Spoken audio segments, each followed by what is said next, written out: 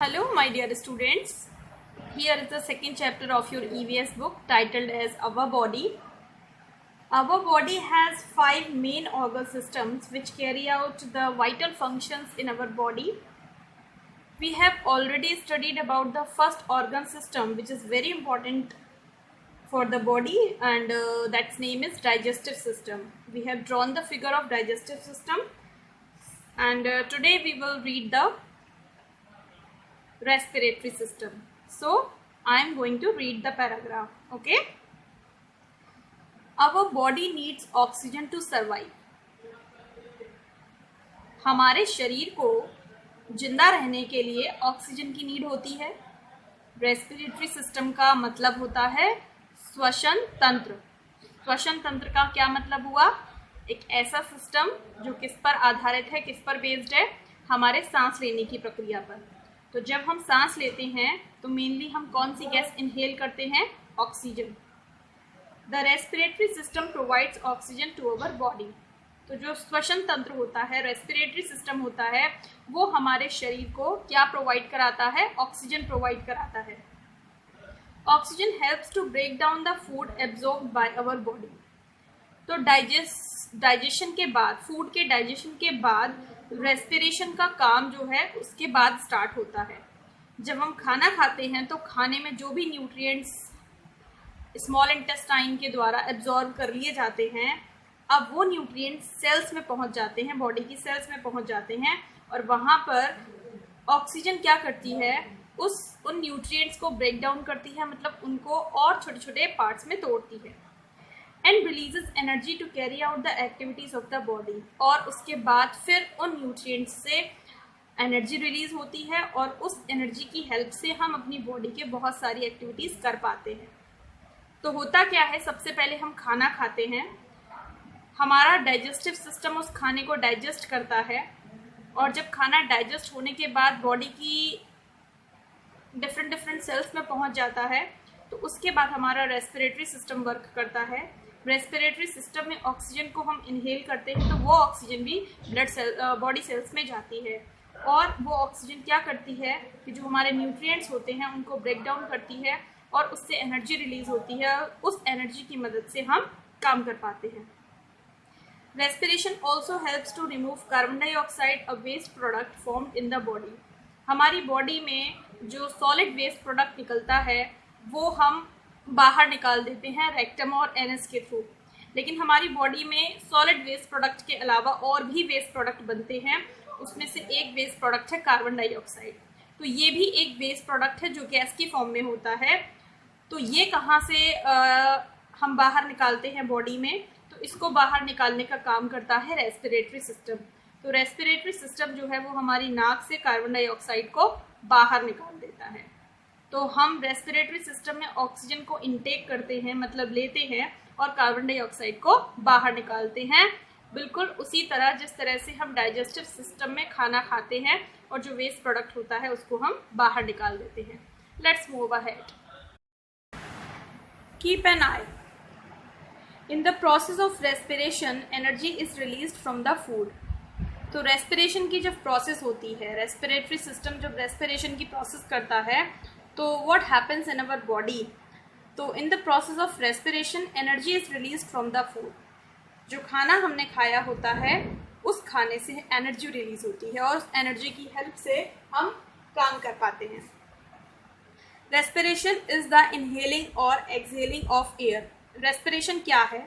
Respiration air को inhale करना है और एक्सहेल करना है. इनहेल करने का मतलब सांस को अंदर लेना, और एक्सहेल करने का मतलब सांस को बाहर छोड़ना. Respiration begins with breathing in और inhalation of air with oxygen through the nostrils. Respiration शुरू हो जाता है कैसे? जब हम ब्रीद इन करते हैं, सांस अंदर लेते हैं, या हम कह सकते हैं जब हम एयर को इनहेल करते हैं ऑक्सीजन के साथ. देखिए, जो हवा में एयर मौजूद है उस एयर में बहुत सारी गैसें हैं, तो हम पूरी एयर इनहेल करते हैं तो साथ में ऑक्सीजन भी जाती है. ऐसा नहीं है कि हम केवल ऑक्सीजन को इनहेल करते हैं, हम पूरी एयर इनहेल करते हैं, साथ में ऑक्सीजन भी जाती है. तो अंदर जाने के बाद हम यूज ऑक्सीजन का करते हैं, और बाकी की जो गैसेस होती हैं वो बाहर आ जाती हैं. तो नॉस्ट्रल्स होते हैं, यानी कि हमारी नाक में जो दो होल्स होते हैं उन्हें हम नॉस्ट्रल्स बोलते हैं। तो उन नॉस्ट्रल्स के जरिए ऑक्सीजन को हम या एयर को कह सकते हैं हम अंदर लेते हैं। This air passes through the wind pipe और ट्रैकिया इनटू द लंग्स। अब क्या होता है, जैसे खाना हमने खाया तो खाना खाने के बाद फूड पाइप में गया था, उसी तरह से जो एयर हमने इनहेल की वो एयर इनहेल होने के बाद कहाँ जाती है, विंड पाइप में जाती है, या जिसे हम ट्रैकिया भी बोलते हैं। जैसे फूड पाइप का एक दूसरा नाम था ईसोफेगस, लाइकवाइज विंड पाइप का एक दूसरा नाम है ट्रैकिया, TRACHEA। और उसके बाद जो हवा हमने इनहेल की वो चली जाती है लंग्स में। जैसे फूड पाइप से जो खाना हमने खाया था वो गया था स्टमक में। फ्रॉम द लंग्स, अब लंग्स से कहाँ क्या होता है, from the lungs oxygen moves through the blood vessels to the heart. Oxygen जो है वो चली जाती है ब्लड वेसल्स में, यानी कि हमारी रक्त कोशिकाओं में, रक्त नलियों में, और उसके बाद वहाँ से चली जाती है वो हमारे हार्ट में।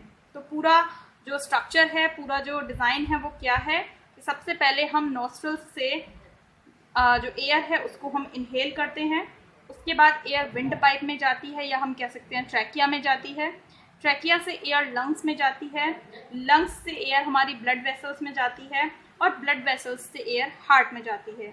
अब हार्ट में जब एयर पहुंच जाती है तो हार्ट क्या करता है, the heart pumps oxygen rich blood to all parts of the body. जो एयर हमने इनहेल की है उसमें ऑक्सीजन है, तो इसीलिए उसको बोला जा रहा है ऑक्सीजन रिच ब्लड, क्योंकि अब ब्लड में जो एयर गया उसमें ऑक्सीजन बहुत सारी मात्रा में है, तो उसे हमने बोला ऑक्सीजन रिच ब्लड। तो हार्ट क्या करता है, हार्ट इस ऑक्सीजन से भरे हुए खून को पूरी बॉडी के सभी पार्ट्स में, बॉडी के सारे पार्ट्स में पंप कर देता है, मतलब प्रेशर से रिलीज कर देता है, छोड़ देता है। And carbon dioxide is release from the blood into the lungs. तो जिस टाइम पर ब्लड में ऑक्सीजन जा रही होती है, ब्लड उसी टाइम पर कार्बन डाइऑक्साइड को लंग्स में छोड़ देता है। This impure air is breathe out और एक्सहेल्ड फ्रॉम द लंग्स। और अब ये जो एयर लंग्स में आई, जो ब्लड ने दी, वो एयर हो जाती है इम्प्योर एयर। क्यों? क्योंकि उसमें ऑक्सीजन की क्वांटिटी कम होती है और कार्बन डाइऑक्साइड की क्वांटिटी बढ़ जाती है। तो इस इम्प्योर एयर को हमारे लंग्स के द्वारा एक्सहेल कर दिया जाता है या फिर ब्रीथ आउट कर दिया जाता है। तो इस तरह से ये प्रोसेस जो है वो रेस्पिरेटरी सिस्टम की चलती है। एक बार हम रेस्पिरेटरी सिस्टम के डायग्राम को समझते हैं। देखिए आपके सामने रेस्पिरेटरी सिस्टम का डायग्राम है। रेस्पिरेटरी सिस्टम हमारी बॉडी के अंदर इस पोजीशन में है, इस जगह मिलता है। डाइजेस्टिव सिस्टम इसके नीचे होता है। तो यहाँ से हम नोज से स्टार्ट करते हैं, तो यहाँ नोस्ट्रल्स होते हैं आपके, यहाँ से हवा अंदर जाती है। मुंह से भी हम हवा लेते हैं, तो वैसे तो नाक से ही लेना चाहिए लेकिन हम मुंह से भी ले लेते हैं। तो ये दोनों हमारे एंट्री के पासेस होते हैं। तो इन दोनों रास्तों से हवा जब अंदर जाती है तो अंदर जाकर यहाँ आता है फेरिंग्स। तो फेरिंग्स आपको याद होगा, फेरिंग्स क्या कर रहा था, खाने को फूड पाइप में भेज रहा था। यही फेरिंग्स हवा को विंड पाइप में भेजता है। तो उसके बाद ये नली है, एक और नली ऐसी फूड पाइप की थी, उसी के आगे ये एक विंड पाइप होता है जिसे हम ट्रैकिया भी कहते हैं। तो यहाँ से हवा आती है नीचे और फिर दो पार्ट में डिवाइड हो जाती है, ब्रांच आउट हो जाती है यहाँ से। इन दोनों पार्ट्स को हम बोलते हैं ब्रोंकाई। इसमें स्पेलिंग गलत लिखी हुई है, आप इसे ठीक पढ़िएगा, BRONCHI, ब्रोंकाई। दोनों ब्रोंकाई से रिलेटेड जो है वो हमारे बलून शेप में क्या होते हैं, लंग्स होते हैं, और उन लंग्स में हवा भर जाती है। जैसे ही हवा इसमें भर जाती है तो ये लंग्स फूल जाते हैं। उसके नीचे आप देख रहे हैं कि ये मसल से बनी हुई एक शेप है जिसका नाम है डायाफ्रेम। स्पेलिंग पे मत जाइएगा, प्रोनाउंसिएशन इसका देखिएगा, DIAPHRAGM, डायाफ्रेम। इसे हम डायाफ्रेगम नहीं पढ़ते हैं, इसे हम पढ़ते हैं डायाफ्रेम। तो एक डायाफ्रेम नीचे है और एक डायाफ्रेम इस साइड में है। तो ये हमारी बॉडी की सबसे बड़ी मसल भी होती है। तो जैसे ही ये लंग्स फूल जाते हैं, डायाफ्रेम जो है वो शिफ्ट हो जाते हैं। इधर वाला डायाफ्रेम जो है वो लेफ्ट साइड में शिफ्ट हो जाता है और नीचे वाला डाउन चला जाता है, क्योंकि लंग्स जब फूल जाते हैं तो उनको ज़्यादा प्लेस चाहिए होती है ऑक्यूपाई करने के लिए। उसके बाद जब एयर हम एक्सहेल करते हैं तो लंग्स वापस अपनी उसी पोजीशन में लौट आते हैं। तो ये डायाफ्रेम फिर से अपनी पुरानी पोजीशन में ऊपर आ जाते हैं। डायाफ्रेम जो नीचे चला गया था वो ऊपर आ जाता है और जो लेफ्ट चला गया था वो राइट आ जाता है। तो ये डायाफ्रेम लंग्स को, जब लंग्स फूलते हैं और जब लंग्स पुरानी पोजीशन में वापस आते हैं तो ये लंग्स को अपनी पोजीशन चेंज करने में डायाफ्राम जो है वो काफ़ी हेल्प करता है। तो इस तरह से ये जो पूरा सिस्टम है ये हमारा रेस्पिरेटरी सिस्टम है जो यहाँ से शुरू होकर यहाँ पर ख़त्म हो जाता है। तो इसमें कौन कौन से पार्ट्स होते हैं, नोस्ट्रिल्स बोल सकते हैं, माउथ है, फेरिंग्स है, एक और यहाँ पर पार्ट है लैरिंग्स है, इसका वर्क हम बाद में देखेंगे क्या होता है। उसके बाद ये पूरी नली है जिसे विंड पाइप कहते हैं, इसे हम ट्रैकिया कहते हैं। ट्रैकिया 2 पोर्शन में डिवाइड हो जाती है तो उसे ब्रोंकाई कहते हैं। उसके बाद इनसे 2 हमारे बलून्स जुड़े होते हैं, लंग्स कहते हैं। लंग्स के अंदर भी और भी पार्ट्स होते हैं, वो हम बाद में पढ़ेंगे। और उसके बाद फिर हमारा ये डायफ्राम है। तो इस तरह से ही हमारा पूरा रेस्पिरेटरी सिस्टम बनता है। ठीक है, आगे चलते हैं। A dome shaped structure made up bones and muscles control the process of breathing by expanding and relaxing is known as diaphragm। तो ये बोन की शेप का स्ट्रक्चर था, डायाफ्राम आपने देखा था, सॉरी बोन नहीं, डोम की शेप का। डोम इस तरह से होता है हाफ सर्कल में, तो ये डोम शेप में स्ट्रक्चर होता है जो किसका बना होता है, बोन्स का, यानी कि हड्डियों का और मांसपेशियों का। ये क्या करता है, ये कंट्रोल करता है प्रोसेस को, किसकी, ब्रीदिंग की, बाय एक्सपैंडिंग, यानी कि वो फैल जाता है और रिलैक्स हो जाता है और इसे हम डायाफ्राम कहते हैं। तो डायाफ्राम को डिफाइन करने के लिए लाइन है कि diaphragm is a dome shape structure which is made up of bones and muscles and it controls the process of breathing by expanding and relaxing. Diaphragm muscles help it in expanding and relaxing. The nose, pharynx, trachea and lungs are the important organs of our respiratory system. तो respiratory system के हमारे important organs एक बार फिर से पढ़ते हैं। Knows है, pharynx है जिसे हम थ्रोट यानी गला भी कहते हैं। देखिए जो थ्रोट है ना वो हमारा इंटरनल ऑर्गन है, अंदर से जो गला होता है वो थ्रोट होता है और बाहर से गले को हम क्या बोलते हैं, यू ऑलरेडी नो, नेक, है ना। तो थ्रोट इंटरनल ऑर्गन है और नेक एक्सटर्नल ऑर्गन है। ट्रैकिया मतलब विंड पाइप और लंग्स ये हमारे रेस्पिरेटरी सिस्टम के इंपॉर्टेंट ऑर्गन है। तो इस तरह से रेस्पिरेटरी सिस्टम हमारी सांस लेने में मदद करता है। अब इसके बाद हम एक छोटा सा वीडियो देखेंगे जिसमें 2 बच्चे मिलकर आपको समझाएंगे कि रेस्पिरेटरी सिस्टम हमारी कैसे हेल्प करता है। तो आपको उस वीडियो को बहुत ध्यान से देखना है और समझना भी है। साथ में रेस्पिरेटरी सिस्टम में जितने भी पार्ट्स हैं उन सब की आपको स्पेलिंग भी बिल्कुल सही सही लर्न करनी है, क्योंकि अभी आप सारे बच्चे स्पेलिंग में बहुत मिस्टेक कर रहे हैं, है ना। और सांस लेते समय जैसा मैंने आपको पहले भी बताया, हमेशा ध्यान रखना है कि सांस हमेशा हमें कौन से ऑर्गन से लेनी चाहिए, नाक से लेनी चाहिए, मुंह से नहीं लेनी चाहिए। इसका कारण आपको वीडियो में बच्चे बताएंगे, आप उसको बहुत ध्यान से देखिएगा। ठीक है, तो अब वीडियो स्टार्ट होती है, आप उसको एंजॉय कीजिए। तब तक के लिए गुड बाय बच्चों, कल फिर मिलेंगे। आज का विषय है श्वसन तंत्र। मैं अब और नहीं दौड़ सकता, मैं हाफ रहा हूं। हाँ, जब तुम तेजी से भागते हो तुम्हें ज्यादा एनर्जी की जरूरत पड़ती है। एनर्जी और सांस लेना एक दूसरे से कैसे जुड़े हैं? ओह, तुम्हारा शरीर भोजन को उस ऑक्सीजन के साथ मिलाकर इस्तेमाल करता है जो तुम सांस में लेते हो। भोजन प्लस ऑक्सीजन एनर्जी। अब ठीक लग रहा है। हाँ, अब जबकि तुम दौड़ नहीं रहे हो इसलिए तुम्हारे शरीर को कम एनर्जी की जरूरत है। ये हवा शरीर में कहाँ जाती है? हो, इसे श्वसन तंत्र कहते हैं। जब तुम सांस लेते हो तब ऑक्सीजन अंदर जाती है और जब तुम सांस छोड़ते हो तब वो हवा जो गंदी हो चुकी है बाहर आ जाती है। हाँ, मुझे पता है, उस हवा को कार्बन डाइऑक्साइड कहते हैं। हाँ, मैं तुम्हें दिखाती हूं।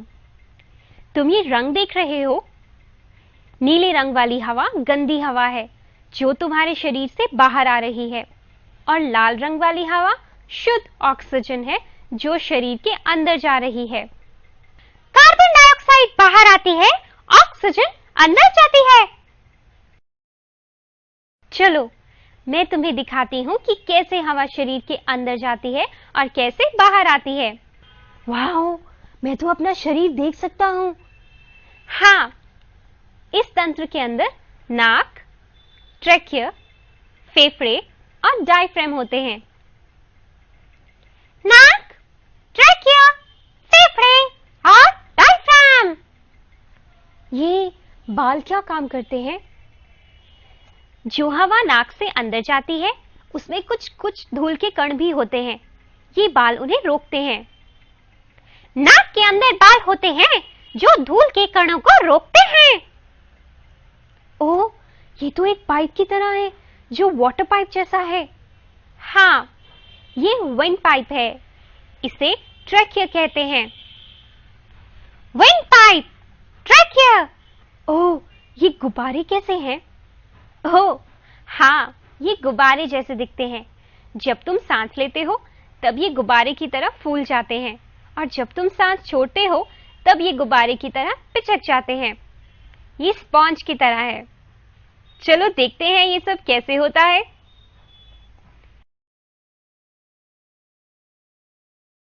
ये स्पॉन्ज देखी? हाँ, इसने तो बड़ा सारा पानी सोख लिया। हाँ, देखो, इसने सारा पानी सोख लिया। अब इसे दबाओ। ओह, ये छोटी दिखती है पर इसने बहुत सारा पानी सोख लिया। ये हमारे फेफड़ों की तरह है जो दिखते तो बहुत छोटे हैं पर बहुत सारी हवा सोख अंदर ले सकते हैं। फेफड़े स्पॉन्ज की तरह होते हैं। वो छोटे दिखते हैं पर बहुत सारी हवा अपने अंदर ले सकते हैं। ऐसा लगता है ये फेफड़ों को सहारा दे रहा है। हाँ, ये शरीर की सबसे बड़ी मांसपेशी है। ये फेफड़ों को सहारा देती है। जब ये ऊपर जाती है तब फेफड़े सिमट जाते हैं और हम सांस बाहर छोड़ते हैं। जब ये नीचे जाती है तब हम सांस अंदर लेते हैं और फेफड़े फैल जाते हैं। डायफ्राम, शरीर की सबसे बड़ी मांसपेशी। ये पेड़ की शाखाओं जैसा क्या है? फेफड़े के अंदर 60,000 ट्यूब्स होती हैं। ओह, ये ब्रोंक्यूल्स हैं। ये छोटी छोटी ट्यूब्स होती हैं जो हवा को शरीर के अंदर और बाहर ले जाती हैं। प्रत्येक फेफड़े में ये 30,000 होती हैं। 60,000 ब्रोंक्यूल्स। ये छोटी छोटी बॉल्स क्या है? ओह, तुम इन्हें देख सकते हो। हम इन्हें जादू से देख सकते हैं। इन्हें एल्वियोलाई कहते हैं। यहां से ऑक्सीजन खून में जाती है और कार्बन डाइऑक्साइड खून से फेफड़ों में आती है। तो यहां गैसेस की अदला बदली होती है। कार्बन डाइऑक्साइड खून से बाहर आती है और ऑक्सीजन खून में अंदर जाती है। इस तरीके से ऑक्सीजन पूरे शरीर में फैलती है। एल्वियोलाई, यहां कार्बन डाइऑक्साइड और ऑक्सीजन की अदला बदली होती है। ओह, अब मैं सारी प्रक्रिया को समझ गया हूं। चलो, मैं तुम्हें कुछ दिखाती हूं। ये सब किस लिए है? मैं तुम्हें एक प्रयोग के माध्यम से दिखाती हूं कि डायफ्राम और फेफड़े कैसे काम करते हैं। ठीक है, ये रबर डायफ्राम की तरह है और गुब्बारा फेफड़ों की तरह है। जब डायफ्राम नीचे जाता है, हवा फेफड़ों के अंदर आती है और जब डायफ्राम ऊपर जाता है, हवा फेफड़ों के बाहर चली जाती है। ओह, अब मैं समझ गया कि हम सांस कैसे लेते हैं। सांस लेने के बारे में और जानकारी भी है। क्या तुम जानते हो कि मछलियों को सांस लेने के लिए ऑक्सीजन कहां से मिलती है? नहीं, उनको तो बाहर आना पड़ता होगा ना? नहीं, उन्हें बाहर आने की जरूरत नहीं पड़ती। पानी में काफी सारी ऑक्सीजन घुली होती है। मछलियां पानी से ही ऑक्सीजन लेती हैं। ओह, पर मैंने तो सुना है कि मछलियों के पास फेफड़े नहीं होते। हाँ, तुम सही कह रहे हो। वो अपने शरीर में बने गलफड़ों से सांस लेती हैं। मछलियों के पास फेफड़े नहीं होते, वो गलफड़ों से सांस लेती हैं। मैं इसको नोट कर लेता हूं। नाक, ट्रैकिया, फेफड़े, ब्रोंक्यूल्स, डायफ्राम और एल्वियोलाई।